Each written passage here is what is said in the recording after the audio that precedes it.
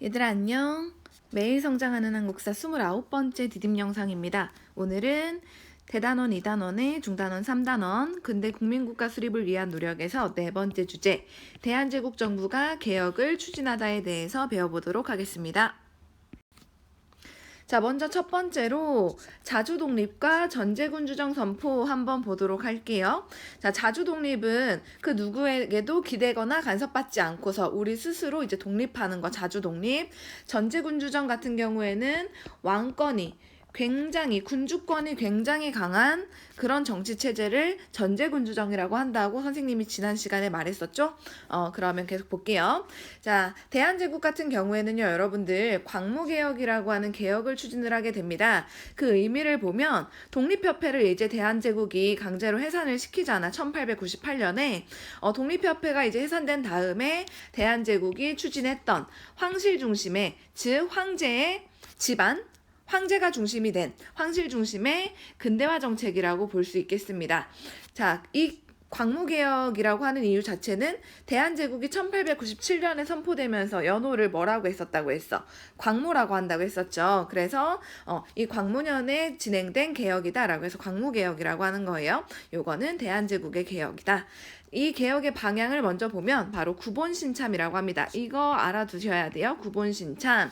자, 옛구자야. 옛구. 본은 근본, 기본 이런 뜻입니다. 신은 새로울 신자, 참은 참고하다 할 때 참자야. 즉 구본신참은 구본, 옛날 것을 기본으로 하고 옛날 것을 근본으로 삼고 새로운 건 참고한다. 즉 여러분들 요거는 조선의 중요한 제도나 전통은 그대로 냅두고 옛 것은 냅두고 서양의 새로운 기술이나 문명 같은 것들은 참고하겠다. 이런 의미라고 생각하시면 될 것 같습니다. 자, 그럼 광무개혁의 내용 하나하나 보기 시작할게요. 자, 전제군주정과 자주독립 선포. 자, 여러분들 대한제국이라고 하는 이제 새로운 국가가 출현을 한 거잖아. 조선을 그대로 이제 계승해가지고 왕도 바뀌지 않고 그대로이긴 하지만 이 대한제국 같은 경우에 새로운 국가이기 때문에 말 그대로 제국, 황제의 국가이기 때문에 그거에 걸맞는 법이 필요했습니다. 그래서 이 대한제국에서 1899년에 반포했던 법, 바로 대한국국제라고 해요. 이것도 너무너무 중요해. 대한제국의 법입니다.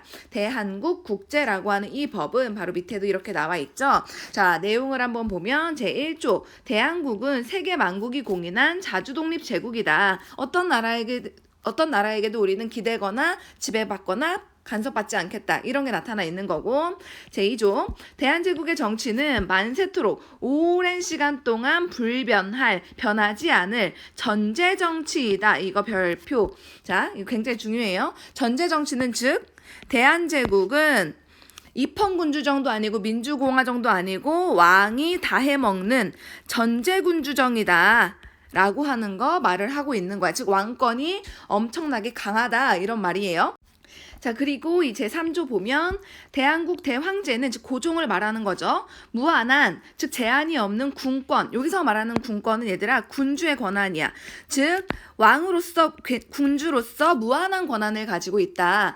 그래서 제4조 대한국 신민이 그 대한제국의 신하와 백성이 이 군주의 권한을 침해하는 행위가 있으면 신민의 도리를 잃은 자로 인정한다. 너 인간 취급 안 해줄 거야. 대한제국의 신하와 백성으로 인정 안 해줄 거야. 내 권한 침범하면. 이런 뜻이죠. 자, 그리고 제5조 대한국 대황제는 국내 육해군은 육군 해군을 통솔하고 군대의 편제를 정하며 계엄과 해엄을 명한다.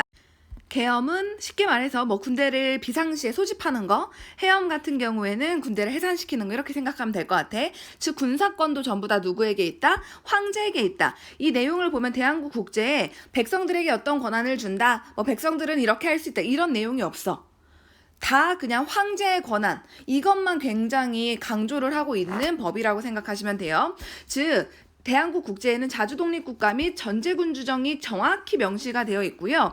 황제의 절대적인 권한을 강조하고 있습니다. 황제의 권한은 군 통수권은 군대를 이끌 수 있는 권한, 입법권, 법을 만들 수 있는 거, 사법권, 법에 의해서 판단할 수 있는 거, 행정권, 법을 집행하는 거 전부 다 황제한테 절대적인 권한이 있다. 이렇게 나와 있다는 소리야. 자, 이렇게 광무개혁 때 만들어진 법 자체가 굉장히 황제권을 강조하기 때문에 광무개혁의 내용 자체도 전부 다 황제에게 뭔가 권한을 주고 힘을 실어주는 형식으로 이렇게 개혁이 추진이 되거든요. 자, 두 번째로 군사권 장악 한번 내용을 보면은 이 고종 같은 경우에는 이 광무개혁을 추진을 하면서 원수부라고 하는 기관을 설치합니다. 원수부가 뭐냐면 황제 직속이야. 황제가 직접 관리를 하는 거야. 황제 직속의 최고, 제일 높은 군 통수기관, 군대를 이끄는 기관이란 뜻이야. 그래서 황제가 대원수를 맡아, 즉 원수부의 가장 우두머리를 맡아서 이 고종 황제가 대한제국의 모든 군대를 전부 다 이끌고 이래라 저래라 할 수 있는 권한 다 가져간다는 소리야. 자, 그리고 친위대. 친위대는 황제 옆에서 자기를 지켜주는 군대. 진위대는 지방의 군대, 이런 것들의 병력을 강화하면서 황제권을 강화시킬 수 있는 이런 군사권 전부 다 고종이 장악을 하고요. 그리고 또 중요한 게 얘들아 돈이잖아, 돈. 그래서 여러분들 보시면 이 황실 중심으로 해서, 즉 이 황제의 집안 중심으로 해가지고 돈을 확보하는, 재정을 확보하는 여러 가지 정책을 합니다. 자, 그 황실기구로서 국내부라고 하는 기관이 있어요. 이거 우리 갑오개혁 때도 봤었어. 황실과 관련된 업무 처리하는 기관이야. 이 황실기구 밑에다가 황실기구 산하, 산하는 관리하에, 관리 밑에 이런 뜻이야.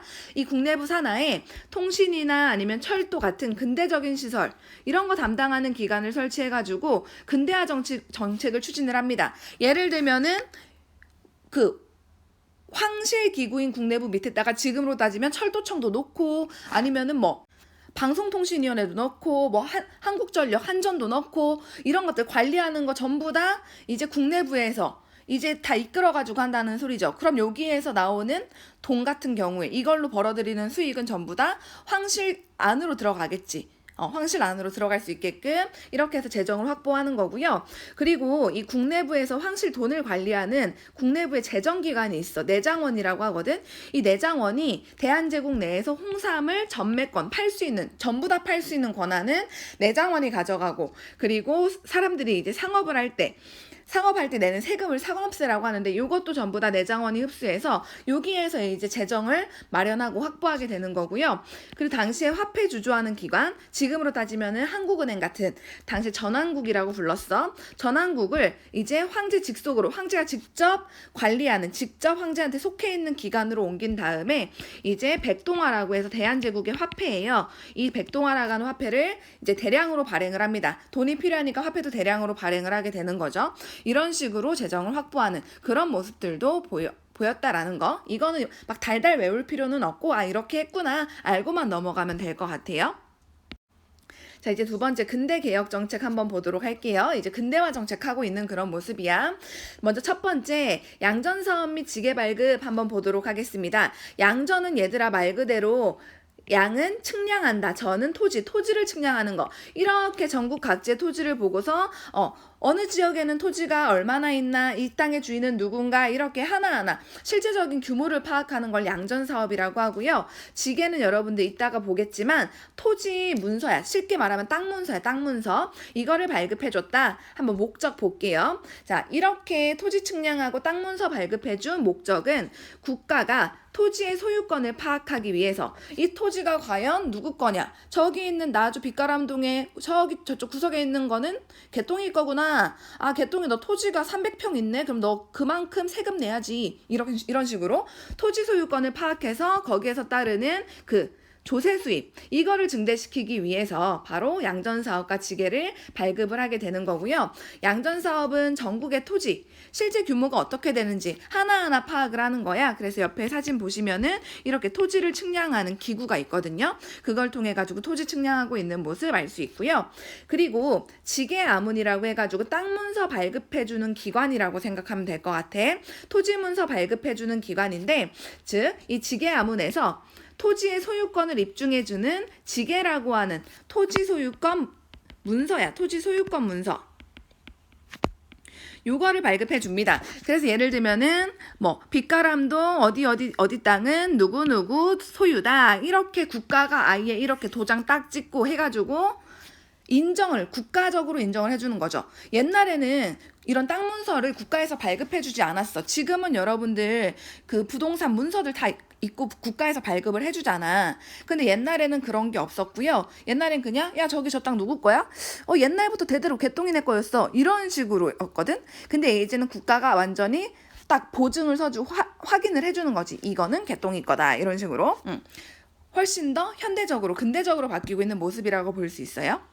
이 지계가 정말 많이 나와 시험에. 대한제국의 광무개혁하면 이거 무조건 나오거든. 이거는 얘들아 완전 달달 외워야 돼. 지계는 대한제국 광무개혁 때 실시했던 정책이다. 이렇게. 자, 그 다음에 근대적인 시설이 이제 막 도입됩니다. 이제 근대화 정책으로 광무개혁 추진하다 보니까 이제 전화가 가설이 되고요. 전화가 설치됐다는 소리야. 그리고 우편제도도 정비가 되고요. 이제 우표 붙여가지고 어디로 막 편지 보내고 이런 것들 제도 정비되고요.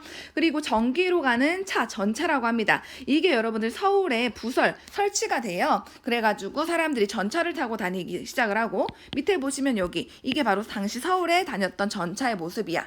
그리고 섬유, 천이죠. 그리고 철도, 운수, 뭔가를 옮기는 거, 그리고 광업, 그리고 금융은 뭐 은행이나 이렇게 돈을 관리해주고 돈으로서 이제 수익을 얻거나 하는 그런 것들 있잖아. 이런 분야에서 근대적인 시설과 회사가 많이 설립이 되게 됩니다.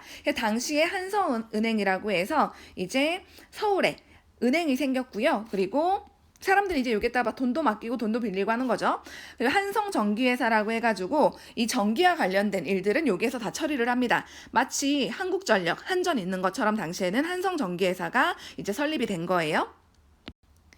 자, 이런 대한제국의 근대개혁 정책 의 및 한계를 한번 보면 자, 근대적으로 토지 소유권을 확인해 줬다는 거야, 국가에서. 이전에는 국가에서 토지 소유권 확인 안 했다 그랬잖아. 어차피 이거는 전부 다 왕땅이니까 그냥 저기는 옛날부터 대대로 개똥이가 가지고 있었던 거고 저기는 대대로 소똥이가 가지고 있었던 거고 이런 식으로만 사람들 사이에서 아름아름 알기만 했는데 이제 국가에서 완전히 토지 소유권 딱 증명을 해준 거죠. 그래서 이제 사람들이 마음대로 누구 땅을 뺏고 싶거나 사기를 치고 싶어도 그게 잘 안 되는 거야. 훨씬 더 발전한 모습 보이고 있다는 거죠. 그리고 상공업을 진흥시키기 위해서 노력했다. 이런 것도 여러분들 의의가 될 수 있겠습니다. 근데 이 광무개혁의 한계도 있습니다. 좀 아쉬운 점이야. 당시에 집권했던 권력을 잡고 있던 세력이 부정부패를 저지르면서 뭔가 좀 제대로 개혁이 추진될 만하면은 뭐 뒷돈 받아먹고 뭐 이런 식으로 좀 안 좋은 점들이 있었고요. 당시에 우리는 러시아와 일본이 계속 대한제국을 먹으려고 호시탐탐 노리고 온갖 이권을 침탈하고 있었던 시기였기 때문에 얘네가 간섭을 하면서 생각보다 성과는 조금 미흡했다. 이렇게 여러분들이 한계로 알 수가 있겠습니다. 자, 방금까지 이제 우리가 대한제국의 광무개혁에 대해서 한번 봤는데 여러분들 개혁 내용을 보시면 아시겠지만 뭔가 당시에 가난하고 굶주린 백성들을 위해서 뭘 어떻게 한다는 내용이 거의 없단 말이야.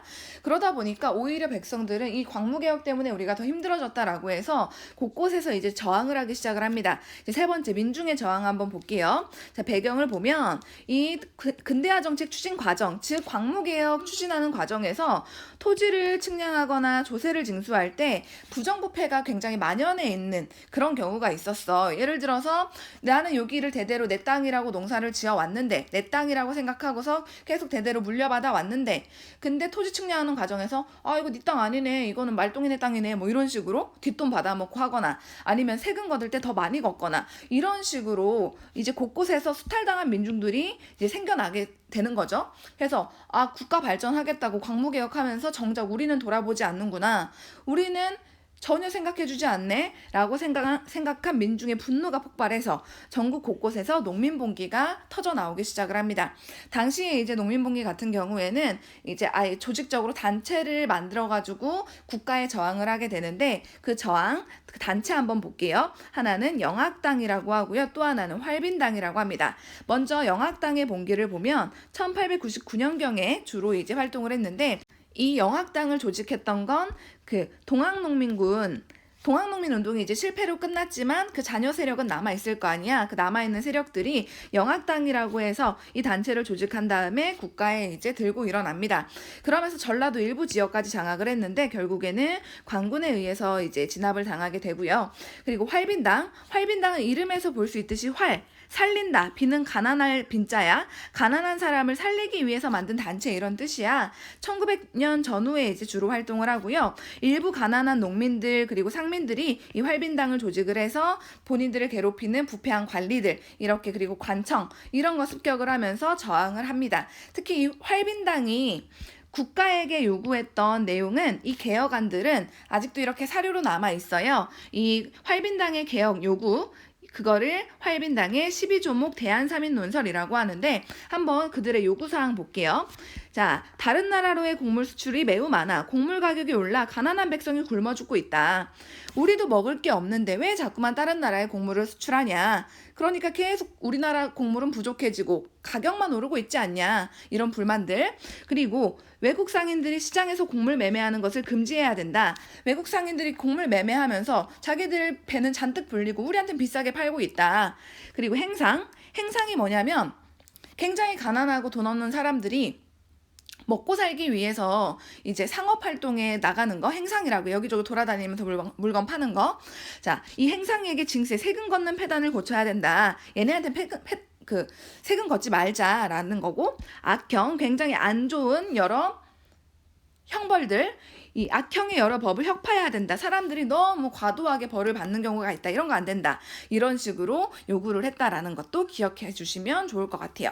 자, 여기까지 해서 오늘 내용 마치겠습니다. 고생했어요.